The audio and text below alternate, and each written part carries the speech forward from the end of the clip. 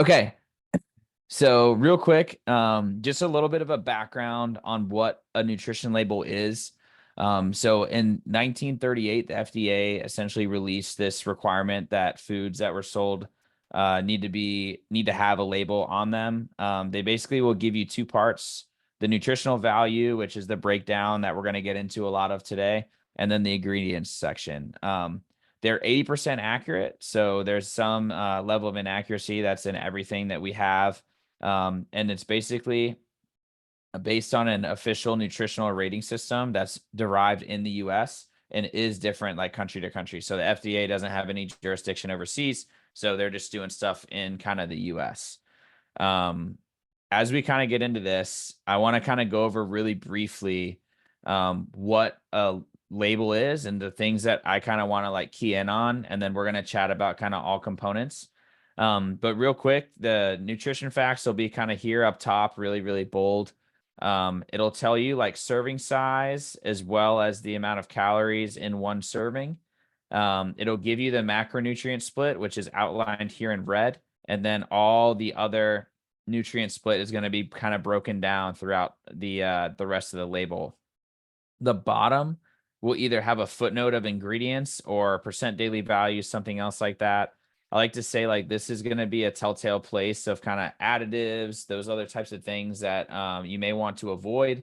And we're going to kind of chat about the importance of these things too. So one big thing that I want to kind of hit on before we start is like the percent daily value is something to really understand, because all of the labels in the US are based on a 2,000 calorie diet. So your 2,000 calories in a day, your, X amount of pounds or whatever. And they basically give a blanket. I don't even want to say blanket. They give you a, we'll say prescribed amount of the carbohydrates, your fat content, and then your protein intake as well. I don't know why the percentage isn't populating in this little screenshot, but we'll see it in a little bit. So it's going to give you all of those metrics, but that's not necessarily what is best for you and your body and the things that you need.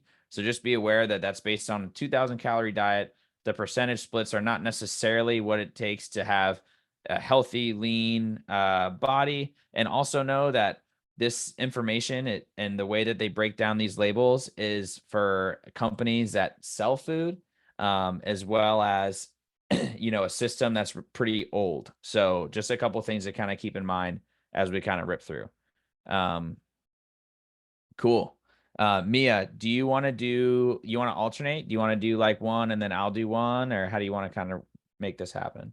Yeah, that works for me. And one thing I wanted to mention too from the last slide, I don't know if you were planning on mentioning this at any point, but one thing that I found super interesting when I started learning more about nutrition facts is that the serving size is like the amount that the average person eats. So that's where they kind of come up with that amount. So when I look at like, a box of Oreos and it's 2 Oreos, that's basically saying the average person will eat 2 Oreos in a serving, which I don't know how many people eat 2. I would probably eat like a whole sleeve, but that was something I wanted to bring to light, because I remember when I learned that, I was kind of baffled. I always thought that it was a little bit more scientific than that, but just kind of wanted to mention that as well.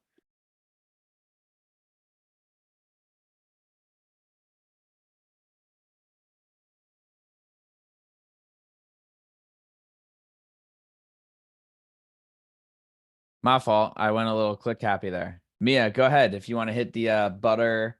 This was who sent this in? Was that you, Ricky? It was, yes. Okay, sweet. How about this? How about before we start, maybe before Mia and I kind of chime in on this, what do you think about the label for these croissant waffles that you guys buy? Are they Costco buy? They are a Costco buy. They're absolutely fantastic. It's a mix between a croissant and a waffle, so it's one of our go-tos in the morning. It's a Santiago staple for now. It is seasonal, unfortunately. As far as the nutritional facts, we do see that it's got a good percentage of carbs. And is this true or not? Usually you take your carbs and subtract your dietary fiber, so that'd be your true carbs. Right?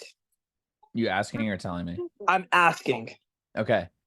Yeah. So Okay. some people, you're still consuming the carbohydrates, right? Here's Right. the best analogy for fiber and carbs that you can kind of think of. Like carbohydrates, think about like a tube, like that you fill up, like, I don't know, like cross-sectional with stuff, right? So here's your tube.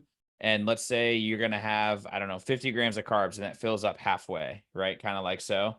The fiber is essentially going to be a broom that like pushes that through your system. So it's not like you're not getting the nutrients in there. What it is it's helping your body like flush out some of that piece to the carbohydrate. So don't think like, hey, if I have something that's got 1,000,000 grams of fiber and eat carbs, like it doesn't count. Like it's not quite that way. Oh boy, there goes. Does that make sense, Ricky? It does, absolutely. But as far as the nutritional facts, it's just kind of something we do too. When I'm putting it into my MyFitnessPal macros, it does kind of give me, it kind of shoots up a lot of, it kind of fills, I will say, the bar of kind of essentially my calories and my carbs for the day pretty quickly. I'm not saying that's a bad thing, but I'm not saying it's a great thing either. Like I said, it is a waffle basically pressed in. It's basically a croissant pressed into a waffle form. And then what we throw is some little chia seeds, Greek yogurt, and some maple syrup on top. And then we consume it that way. So we try to make it slightly healthier. But as far as like what we see, the serving would be one croffle. Sometimes we have one, sometimes we have two. And then the protein is kind of really what we look at. So 6 grams for one croffle, we think is worth it for our family. Okay. Cool. Mia, give them the deets. What do we think about it? Yeah, I think like when I first looked at this one, honestly, 300 calories for one croffle doesn't seem that bad, and 6 grams of protein. At the end of the day, you're not eating a croffle to get your protein, right? Like it's more kind of that like healthy, that like fun snack that you have. So you're still getting some protein out of it. 31 grams of carbs isn't drastic. And I like the fact that it only had 3 grams of added sugar. Out of the 4 total grams, 3 grams really isn't going to be a huge, burden at the end of the day. So that was something that really stuck out to me. And then also just kind of looking at it, like the fat content was a little bit high, especially in our saturated fats. We're at 50% of what, that percentage daily value is, so maybe a little bit on the higher end. But I think if you kind of eat it knowing that it's going to be, like a fun snack, you're not trying to get, all of your nutrients out of it. It really isn't a bad choice. It doesn't have a super long list of ingredients, nothing crazy. So I thought it looked like a pretty solid snack option if you're kind of going for a fun little treat. Yeah, and I think too, the important thing that you guys all kind of hit on before is this serving size at the top, right? Like knowing that one of those is equal to this. So if we eat 7, like I probably would, it would probably leave me in a coma rolling down a hill, right? So yeah, I think, like anything, moderation is key. And I think that even with this too, like the sugar content's really great. Mia hit on that. You're getting some level of carbohydrate as well. The fat content being that 10 grams, I think, yeah, totally is what I kind of thought as well. Cool. Does anybody have questions about croffles before we kind of move on? No? Sweet. Okay. I'm gonna hit on this one. This is sourdough. Oh wait, who sent this in? Was this you too, Ricky? It was, yes. Okay, tell me what you think about the sourdough. I like this. It's kind of like you can give me all the answers, and then I can just be like, yeah, you're No, right. absolutely. I just kind of going through at night, you stumble upon Instagram or whatever your social media, and they're like try to tell you the healthy options. And according to these other influencers, health influencers, they say that sourdough is the more healthy option of bread. I did not do any research whatsoever to see if that is factual or true. But as far as ingredients and watching all these, again, influenced by influencers online, it's a very easy bread to make. And I am told it's healthy. So that's kind of really truthfully why we started consuming sourdough bread. This is very recently. Before then, I've never touched sourdough bread. I was not a fan of it. We have recently learned in the last 3 months to learn to love it. And now we'll do it with like a little bit of butter, or we'll do like a peanut butter and jelly sandwich with it. And we go for the organic, obviously, as well. But that's pretty much why I wanted to see what you guys thought about this. Yeah. So my understanding of sourdough bread, and if anybody else has heard different, you can correct me too, is that the reason that it's healthier is because of the way that it's made and the ingredients list, as well as the like processed wheat essentially is not like the same. So like your body can digest sourdough bread easier than it can like white potato bread. Is essentially kind of the breakdown. So if we look at the nutrition label, you're getting one slice. There's 42 in a bag. Talk about bang for your buck there. And then you're basically only getting carbohydrates and proteins out of it. And there's no added sugar. It's relatively low sodium levels. The list of ingredients is small. I personally love sourdough bread, and I think most sourdough breads will have a very similar label to this, and I am totally a fan of them. So definitely an awesome option if you're a sandwich person, and you're wanting to have that sourdough. Does anybody have any comments, concerns, questions about that? Mia, maybe an addition if you have one. No, I think I agree with all that. I think I like sourdough that's naturally fermented, so it's going to be a little bit more gut healthy. And I personally like the sour taste of sourdough, like that with some butter is delicious. Yeah, basically just would echo everything Blaze says. It's a great choice. Sweet. And look, actually, this is kind of something that we could maybe get into later, and we may get into later. Talks about the amount of calories per gram of each of the macronutrients too, which is kind of interesting that they put that on the label. Kind of neat. I had a quick question, Shoot. and it's not necessarily pertaining to sourdough, but just food and the labels in general. So like they all have like a weight next to the serving size. So it's like one slice and then 41 grams. So like, do you have any thoughts on like when? Because I've definitely had times, and maybe not necessarily with bread, but like chips, for example, it'll be like 18 chips or like 30 grams, and then like 30 grams would be like 5 chips. Like, do you have any like comment on that? Or how Yeah. approach, So like, looking at it? totally, TJ. That's an excellent question.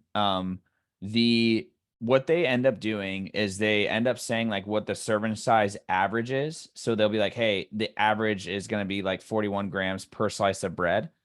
And you are like the gram weight is what they're basing all of this off of, not based on like the array. So like, let's say, for example, I have an apple. If I went onto MyFitnessPal or whatever and I look up an apple on there, it's going to be like a medium apple. And it's like, okay, what the hell is a medium apple? Like, I don't know. Is it my version of an apple is like about the size of my head. And a medium apple is going to be like, I don't know, 80 or 100 grams or so of weight. But if you have an 80 gram apple and you claim that it's a medium one, and the one that you're looking at on the label, or the same with this bread, for example, and it's not 41 grams, you're going to have to take some fraction of what you're seeing up here of what you'd actually have. So, the quote unquote most accurate way for you to really know, and again, it's still only 80% accurate based on the food labels or the nutrition labels, is that if you took the weight for the food that you're consuming, if that makes sense. Yeah, because that can get really tricky, especially, some sourdough is more, it's like very like circle shaped. So like if you're like dealing with like the butts of the bread, those pieces are really tiny versus you get a slice that's like directly in the middle. Double down, baby. Double Yeah. down. You get 2. Awesome. Thank you. Yeah, absolutely. Any other questions about this before we kind of move on? Serge, you've been quiet, dude. I just want to make sure we're good. Yeah, we're good. All right. All this makes sense. We're good. Sweet. Oh, this picture did not render super good. TJ, this was you though. And I know there's a lot of people that dig these. Can we read this too, by the way? I can go find another photo if it's really grainy. Right. I have it also. I'm also drinking one right now. Yeah, let it rip. It's literally like the only thing that I can liquid that I consume besides water. If I could like replace it for my blood, I would. I love these so much. But if you need me to like, I can kind of like read off the bottom half because I know my picture didn't come out well. But it's like vitamin D, 5, what is it? Micrograms, 25%. Iron is 1.9 milligrams, 10% vitamin A, 200 micrograms, 20% phosphorus, 510 milligrams magnesium, 50 milligrams selenium, 20 micrograms calcium, potassium, vitamin B12, iodine, zinc, and chloride, That's all on that right side in various amounts. Okay. Yeah. Yeah, Mia, do you want to, or wait, TJ, tell us what you think about the label in general. And then we'll have Mia and I kind of chat about it afterwards.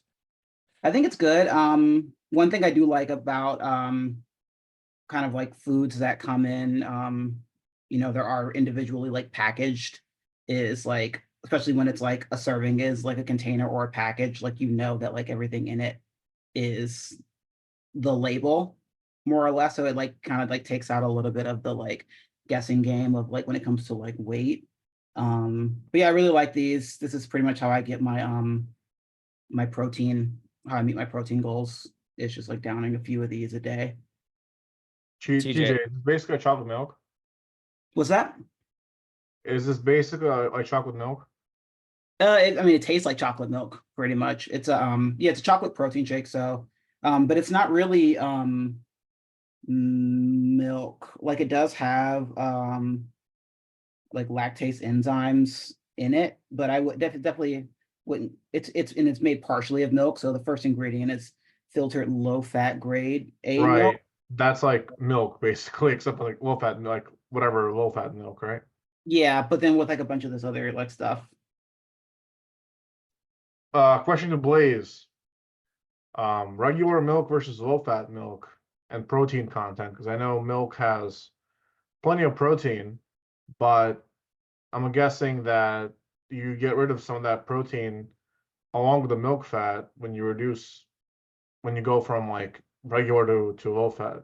Is that correct? I'll pull up a label. Don't let me forget. We'll pull up that label at the end and we'll look at two of them. And that way we can break it down together. Sound good? Sounds like a plan. Cool. TJ, do you have anything else about this that you want to chat about before Mia and I kind of hit on this one? No, I don't think so. Rip it up, Mia, with that sunburn you. Yeah, sorry, I'm like looking at the label zoomed in on my phone. Yeah, I think just like right off the bat, you see 150 calories and 30 grams of protein. That right there is an awesome ratio. And there's no added sugar, which is great. So really kind of what you're looking at is it's primarily just protein. You get a little bit of fat, a little bit of carbs. The only thing for me that like kind of stands out, and I love these, like I drink them myself. I'll be completely honest. I make protein ice cream with them about like 3 times a week.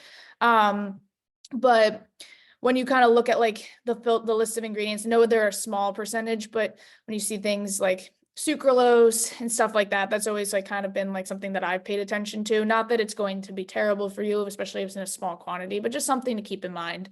You are getting a lot of like minerals, vitamins and minerals too, which is a really cool thing because it is essentially just milk. But I think these are delicious, and if you're looking for like a quick on the go snack, they're a good thing to grab.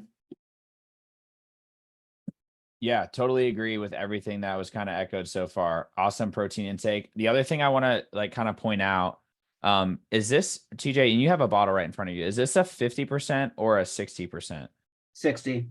Okay. So just a quick thing, right? Like I'm going to hit on it probably a little bit later too, but you see how this is saying like 30 grams of protein is 60% of your daily value that you're supposed to get in a day. And I know there's a couple of you in this call right now who we've talked about kind of protein intake that we should have. So just keep that in mind when you're looking at these labels and you see this percent daily value and you're like, okay, like what is, if 30 grams is 60%, that means I'm supposed to only get 50 grams of protein in a day. And then think about kind of how that puts you along the way in your goals overall. So keep that in mind. We'll kind of touch on it in a little bit in the call, but just wanted to kind of plant that seed. Anything else, TJ, with this one, or are we good? How does this compare to other like protein shakes that y'all have seen? Like how does it rank, I guess, like in your mind in terms of like you prefer this one versus like another one? Go ahead, Mia. I don't really drink these very much, or I don't actually know if I've had one at all, to be honest. I really like them. So my husband's lactose intolerant. And these just don't mess with his stomach. So that's kind of been a big turn on for us because a lot of other protein shakes will mess with his stomach.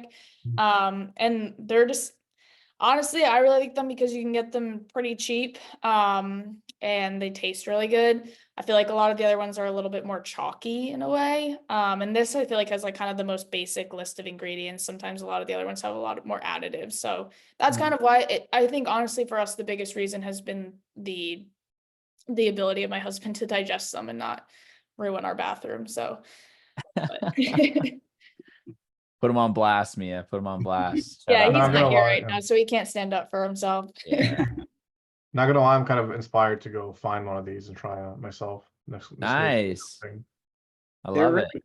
they're really good, and I've only had this one and the salted caramel, but I also really like that one as well.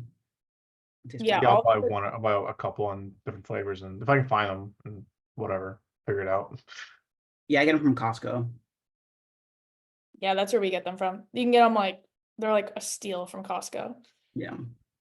Yeah, nice. And TJ, to kind of circle back to your question too, I typically take a protein powder, but I take mine in water. The one that I use frequently is just a water-based one, or you can put milk in it, obviously, and it's actually super good that way too. But it's called IsoPure. The only reason that I've used this one, and I've actually used it for a long time, is because it mixes well with water and it doesn't like taste like chalky or awful. And it's also a zero carb protein powder, which I was kind of interested in before. And the reason being is because I felt when especially early on in my kind of health journey, that I had really easy access to carbohydrates, and it was like really difficult for me to get like a protein that was going to like be there without that added carbohydrate. So, long story short, I started having these. They didn't mess with my gut either. So that was something that I thought was like pretty good. And they're like a big tub. I mean, you can buy like I want to say I've gotten like a 7.5 gallon one, like enormous. And Chelsea's wanted to hit me because I've had it in our house for forever. But that's my story about those. You may have inspired me to go get some for our lives too. I've seen them at the store. A lot of people drink them. And you know, I want to hear about some protein ice cream too. Mia, we're going to put a pin in that discussion also, because I think everybody's interested in that. Or you can tell us about it now too, you know, before we get into this next one. I mean, it's just like my oatmeal. It's an art at this point. Like it's all very precise how it gets done. I love it. I love it. Okay. Who was this? Was this TJ? Was this you too? Yeah, this is me as well. Awesome. What do you think about this one? Talk to us. It's kind of hard to read. I know. Sorry. Sorry, I don't know why my camera was doing that. That's another Costco. Fine though. These taste really good. I really like them. So like one of the things, the first thing I noticed is like by looking at the front, you know, it highlights the fact that it's like 17 grams of whole grains, which I guess is like supposed to be like good or whatever. But then another thing on the back, you look at the back and it's like 17 grams of total sugars, and that's 16 grams of added sugar, which probably like isn't the best. But I mean, it's a PB&J in like a concise form. Kind of just like a nice, quick little snack. Maybe not the healthiest option, but kind of like a little treat, I guess. Yeah, kind of like Uncrustable, but not frozen. Is that right? Yeah. Yeah. Yeah. So I think you hit the nail on the head, right? And one thing I want to kind of bring up, and you talked about it too, is like this 17 whole grains and all this stuff that companies will put on the label, knowing that like that's going to attract somebody to look at it, versus like when people flip it over, seeing kind of how the sausage is made, if you will, too. So definitely be aware, like packaging and companies are going to do this stuff intentionally to try and get you to buy the product because they know that it works. Where, you know, it's going to highlight that, you know, that pro that they have there, but then also hide the added sugar, which you said was one thing. And then it's got a couple of these like gums and vegetable juice oils and stuff like that I'm not the biggest fan of personally. But again, like if you want to talk about like this versus, you know, maybe an Uncrustable would be a good thing to kind of hold up side by side and be like, hey, which of these do we think is better? And if you're able to make a decision that's based on the lesser of two evils and you enjoy eating these, like there's never a time where I'd be like, don't go eat those, you know? Mia, you have anything to add about these, about Bobos? It's got a nice heart Yeah. right there too. Look at that. No, nothing really. I think you kind of hit the nail on the head when comparing it to Uncrustables. Like I feel like this, if you ate this before a workout, I think it would be a really great pre-workout snack because you got the carbs, you got the sugar that's going to help you power through. And like you said, if you just want to have it as like a nice treat, like I'm sure they're delicious. But yeah, I think I would just agree with everything Blaze said. Yeah, Mia, actually talk to us a little bit about why, and we're going to get into it a little bit more later too, but why are carbs so important before a workout? Why did we have that little bit there? Yeah, carbs are important because so our body basically functions off of three energy sources at a very high level, one being fats and one being carbs. So once we kind of get into that exercise state, our body's going to start to rely a little bit more on carbohydrates. So by eating a carb right before our workout, especially one that has simple carbohydrates, our body's going to be able to break that down really easily and then use that for energy to help us fuel our workout. So I know when I was in Ironman training, I was eating a lot of simple carbohydrates right before to basically just help propel me through that workout and just give me that energy boost that I needed to be able to sustain the effort that I was giving forth during that time. So that's the benefit of eating. Like you'll see people eat Rice Krispie treats right before a workout because it's that simple carb that they can just break down and then utilize right then and there for energy.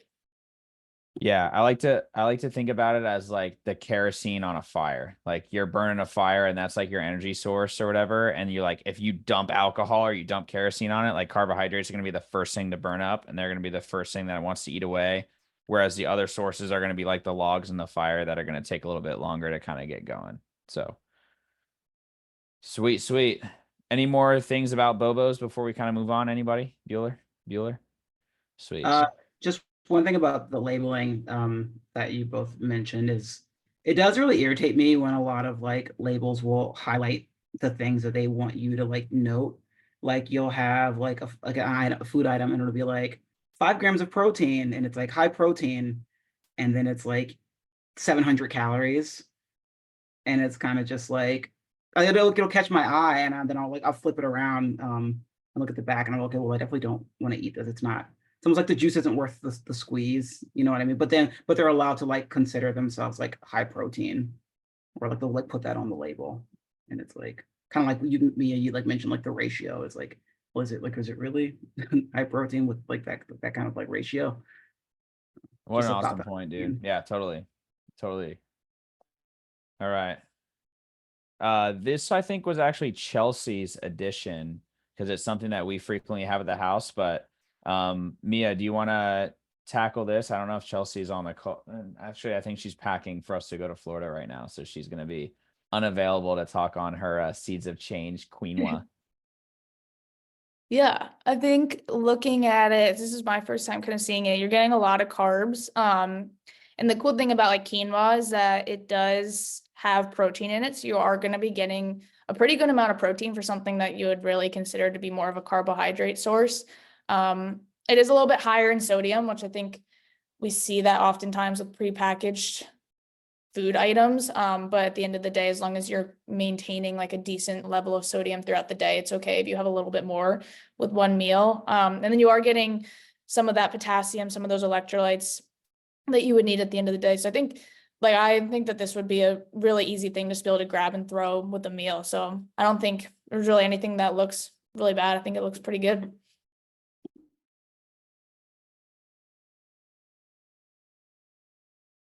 That's what I got. It's the second time now. Yeah, so I totally agree.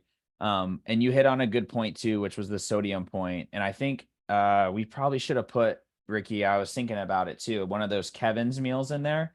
Maybe we can do this another time too with one of those. But the reason that sodium's in there, the salt's in there, is because it's going to help keep the food for longer, right? Because it has a shelf life. So, they're not in old days when, the ice age happens or whatever, and they wanted like food to stay, they would have to like coat their catch or meats or whatever in salt so that they could keep it through XYZ amount of time and try and keep it cold.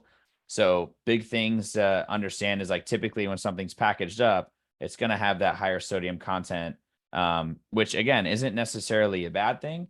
but it's just something to kind of keep in mind, especially, you know, people having like heart issues, those types of things, to minimize the sodium intake. You could end up trying to avoid some of the packaged foods and help that out. But yeah, Mia hit the nail on the head. Carbohydrate content, protein intake. And we love these just because it's incredibly easy. Look at that, 90 seconds, you're in and out. And it's a great base. The last thing I wanted to touch on too, and we chatted about it before, TJ, was the serving size stuff and the weight of this. Like when you're eating rice or any sort of grain like that, being kind of aware of like how much of it you're going to have. Like if we downed a whole pouch, it's pretty easy. But if we, for some reason, like had a section or a fraction of that, kind of being aware of like what an entire pouch would have, and then where you kind of lie along that continuum, would be something to kind of note. Sweet. Anybody else have anything else before we kind of move on? When it comes to dried grains, the serving size, do you know if that is referring to it like dry weight, or if that's like once it's cooked? Because some labels will like specify, but then other ones won't, so it's kind of hard to like tell.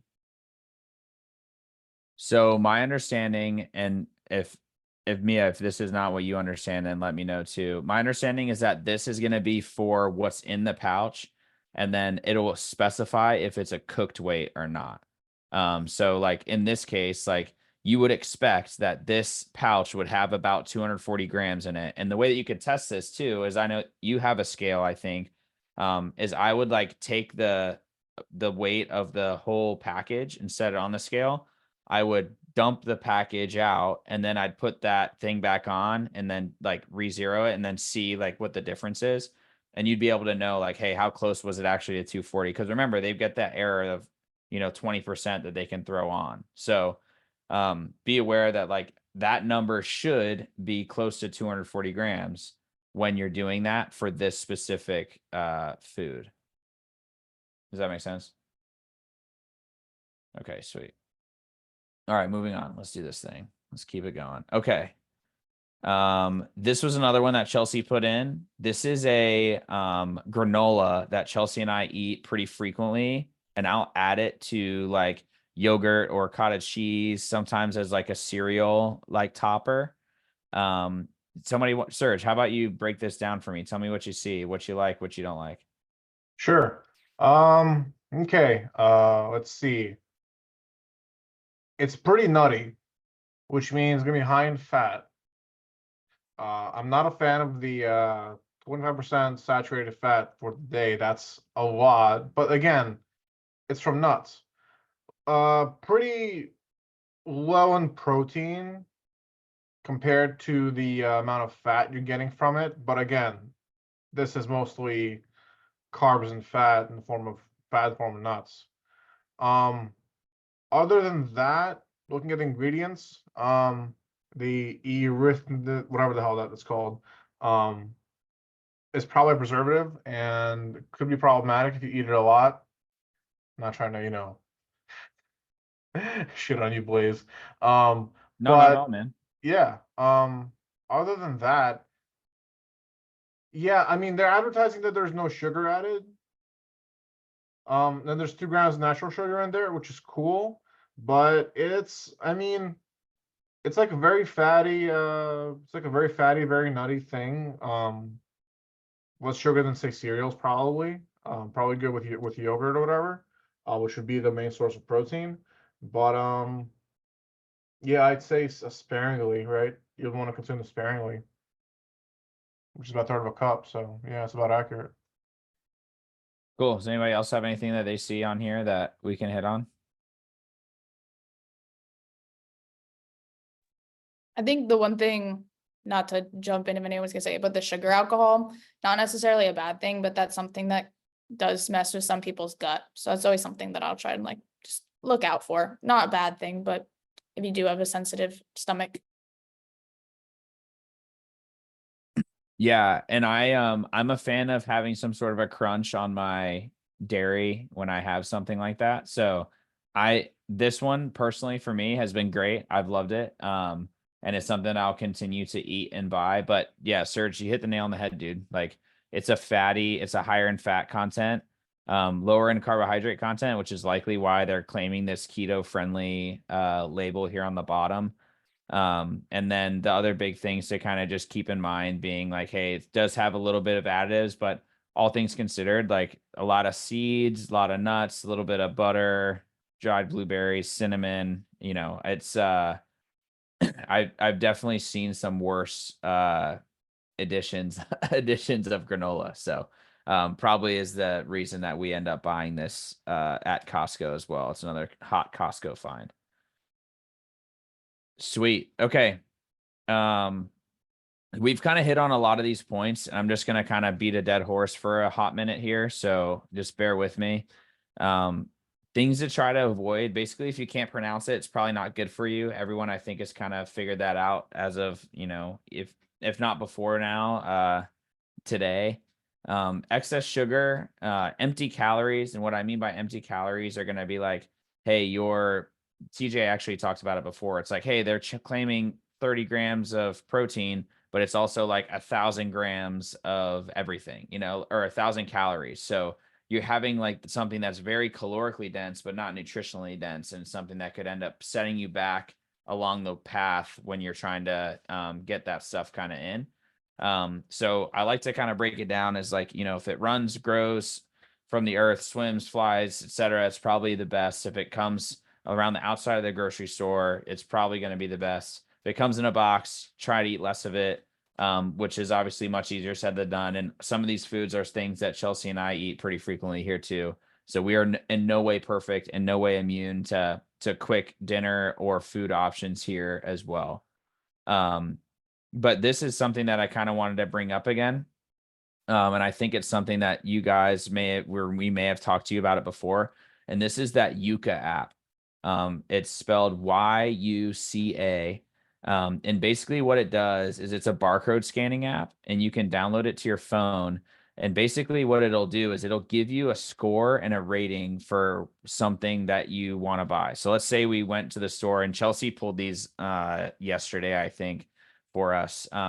So basically we scanned this Justin's hazelnut butter, and it gave it like a 40 out of 100 score. Now, this doesn't give you the full picture. It'll kind of break down like some positives and negatives as well, kind of below. It'll say, hey, this is calorically dense. There's a little bit of saturated fats, a little bit of sugars, but it's organic. There's a good amount of protein, fiber, and sodium. All of that to say that it's giving you the nutrition labels and then giving you a set of pros and cons kind of in a quick instant when you're at the store. The other cool thing that it has, which I think is the best part, is it gives you some alternatives. It gives you like something else that you could buy if you just scroll down on the page, something else that you could buy that's likely going to be a little bit better for you, to potentially replace what you've been buying to kind of take that step in the right direction. Does anybody have any questions about Yuka stuff or anything about this? Is it YUKA? Damn, dude, sorry. Yuka's gonna sue me for saying YUCA, but it's Yuka with a K. Okay. Sweet. Okay, I'm gonna hop on one quick soapbox, and we're gonna use Mia as an example. I intentionally left this out, Mia, so sorry, dude. We're gonna let this ride. We're going to talk about a little bit about macro manipulation, and it's going to be quick, hopefully. So let's say you're like Coach Mia, and you wake up and you enjoy a nice bowl of oatmeal in the morning, right? One thing that is true about oatmeal, which you guys saw earlier with a couple other carb heavy foods, is that, it's high in carbs, like dun dun dun, like, oh, is it bad? Some would say yes, but I think that Coach Mia would say, hell no. Her oatmeal is not bad, and it helps her like perform and be a savage, right? I think genetics are sweet, and congrats, Mia, because you hit a genetic home run, which is awesome. But she's also able to manipulate the rest of her meals around her non-negotiables. And I think that her non-negotiable is oatmeal. From every discussion I've had with her, it's like her favorite thing on planet Earth. And I actually don't know how she negotiates her meals, so I'm going to have her kind of talk about it in a little bit. But I'm going to guess at a way that you could kind of make this happen, and we'll see how we kind of do. So I pulled a Kodiak cake protein oatmeal from my cupboard that we have here and kind of broke down the macronutrient split only, right? Because we're just going to talk macronutrients. We're not going to talk about additives and stuff because we've kind of beat that horse. And in that Kodiak protein style oatmeal, there's 8 grams of fat, 39 grams of carbs, 12 grams of protein, and 260 total calories. So remember, it's only based on that 2,000 calorie daily value. So we're just going to assume for simple math that Mia wants to consume 2,000 calories in a day. It may not be what she wants. So we're going to keep this thing rolling. So we typically recommend between 0.8 and 1 gram of protein per pound of lean body mass, or per pound of body weight. So if Mia is 140 pounds, I have no idea if Mia is 140 pounds. So please don't be mad at me if that's totally off and wrong. And she consumed her 12 grams of protein with her morning oatmeal. She's going to be at a 140 gram goal for the day, minus the 12 grams at breakfast to leave you with 128 grams of protein left, right? So we're in a simple place once we make it to lunchtime.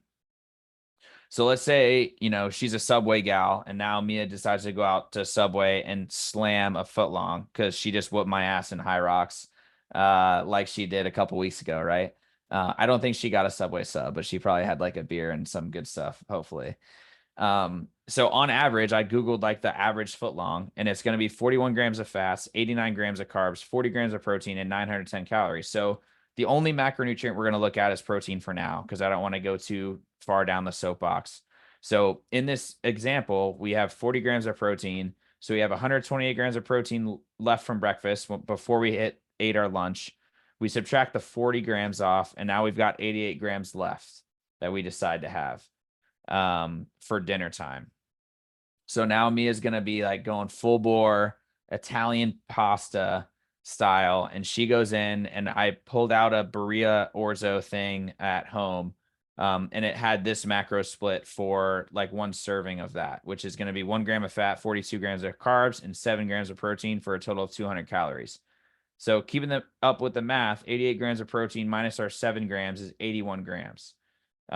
So Mia has only had about half of her protein intake that she wants to get in a day, and it's dinner time at this point. And the other thing that I want to say is she's had 1,370 total calories in a day. So she's had half of her protein intake. So her lean muscle mass and repair is not going to be as effective. And she's only had 1,300 calories. So she's going to be like probably starving, super, super hungry. And then also starving herself literally and figuratively, because her body's going to go into like this crazy shock of probably being like, I don't know what to do now because I'm not eating enough. And we see this, unfortunately, with a lot of women that we work with too, like not knowing that they need to fuel their bodies appropriately. So the other thing is you're probably also not getting enough essential fats in your body, which are important for brain function, hormones, a bunch of other key factors there. So what I want to talk about a little bit is like, how do we shift the macros after breakfast, and what can we add to help instead of subtract?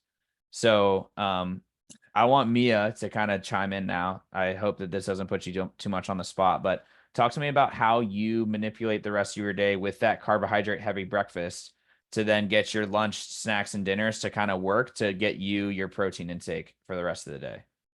Yeah, so I think, so when I first started my oatmeal, let me just give some background. My oatmeal is like the best part of my day, and I don't weigh my food, but I weigh my oatmeal because it has to be exactly correct or else it won't be perfect. So I'm very anal retentive about that. But when I first started making oatmeal, I just kind of ate it plain. And then once I got more into fitness and tracking macros, I decided to start experimenting with protein oatmeal. So now I actually add about a little more than a scoop of protein powder into my oatmeal. So now I'm kind of now getting that carbohydrate source in the mornings, as well as getting that protein there as well. And then from there on, I'm also a very consistent eater. I basically eat the same thing for all my snacks and lunch. Dinner's like the only thing I vary, but I like to have about at least 20 to 25 grams of protein in each meal. So with lunch, making sure that I'm getting that. With snacks, I normally do yogurt and cottage cheese, just making sure that I'm putting enough into my bowl that I'm going to be hitting that 20 to 25 grams.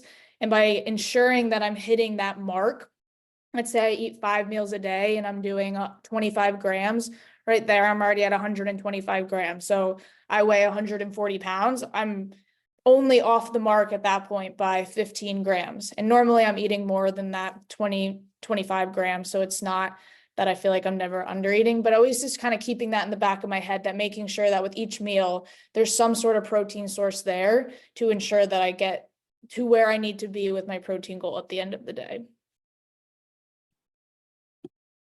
Hell yeah. And I will promise you, and Mia, you can totally vouch for me, please, in a second. I did not tell her to do that. She didn't know that she was going to have to do this on this call too. But my general rule and is to try to add 1 lean protein source per meal or per snack. So this is a chart that a lot of you guys probably have seen in your macro guides that I sent you out, your precision nutrition macro guides. And if you want one of these, it's just a hand portion guide that you can utilize your hand to kind of get a better idea of your food source, to understand like your proteins, carbs, and fats intake. And this is the protein one.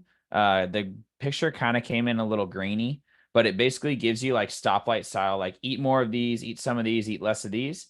And you can use something like this to pick out some foods that you enjoy. So like, Mia said, for example, like she likes Greek yogurt. She likes cottage cheese. Those are something in the eat more category. Solid. Those are great subs or snacks for breakfast or whatever.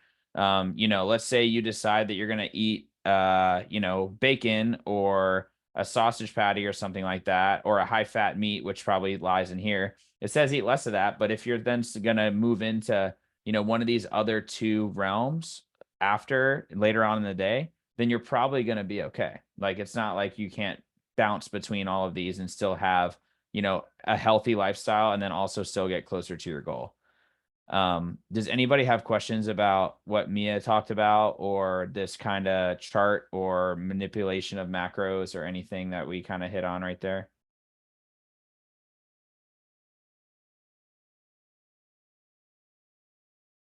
Maybe, maybe not.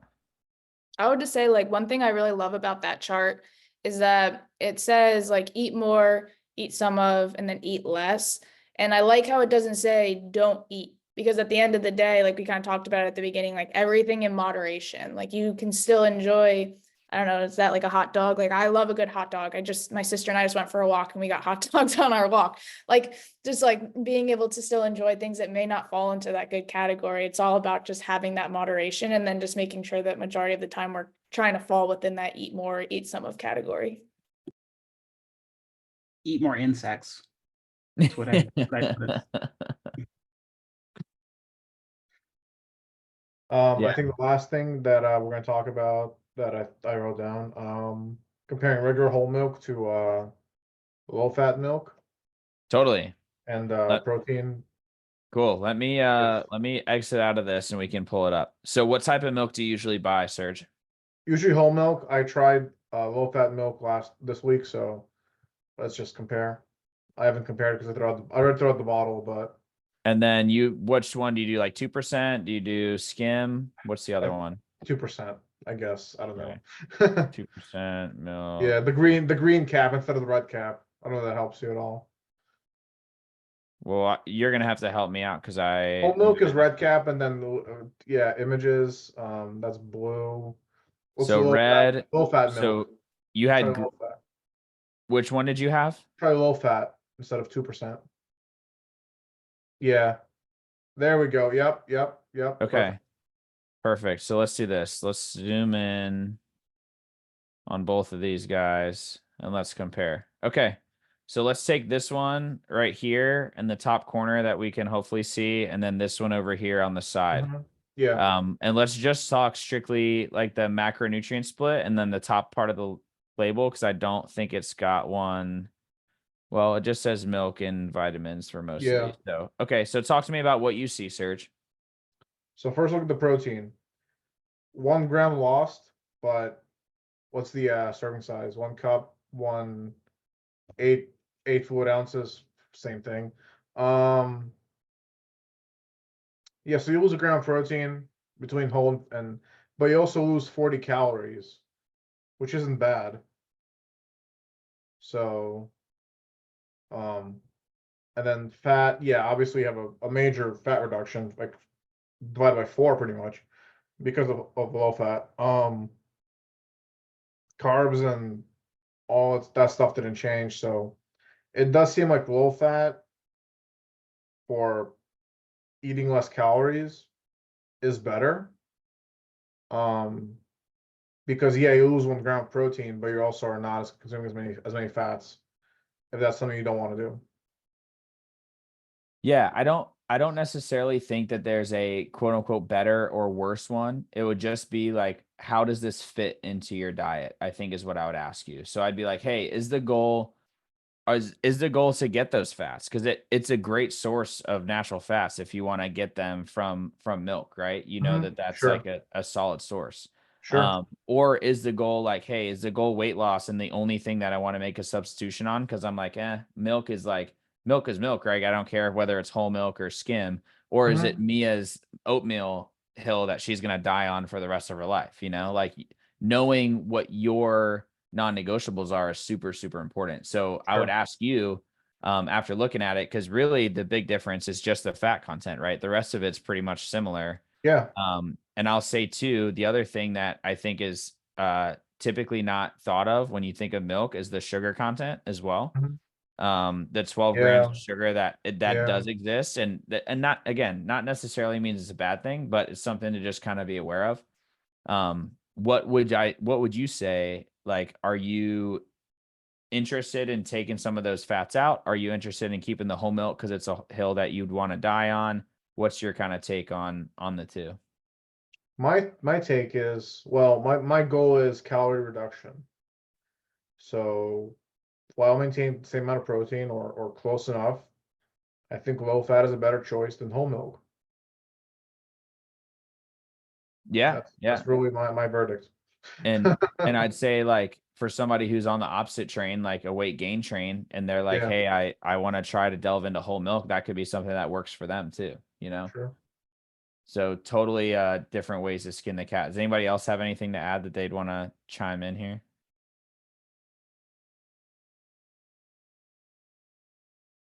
Yeah, sweet. Cool. Um, awesome, guys.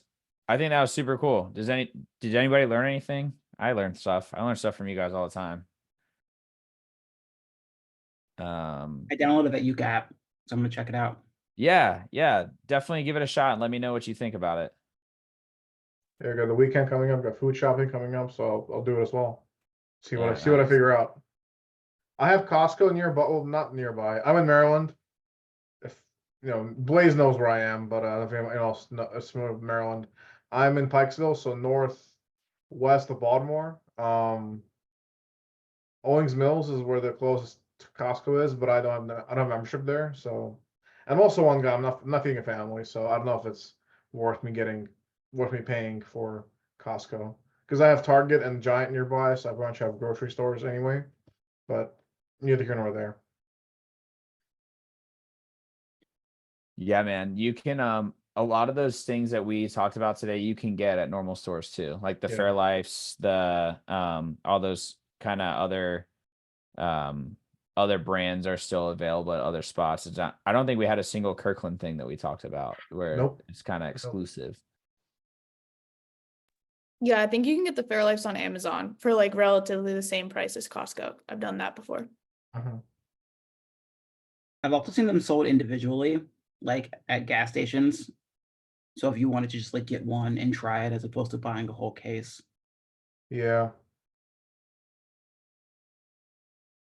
Sweet, you guys. All right. Well, I dig it. Thanks for coming on. I appreciate it. I'm going to post this in the group. That way, if anybody wasn't on and they wanted to see it, they can. But that's kind of all I have, unless you guys have any other questions or anything.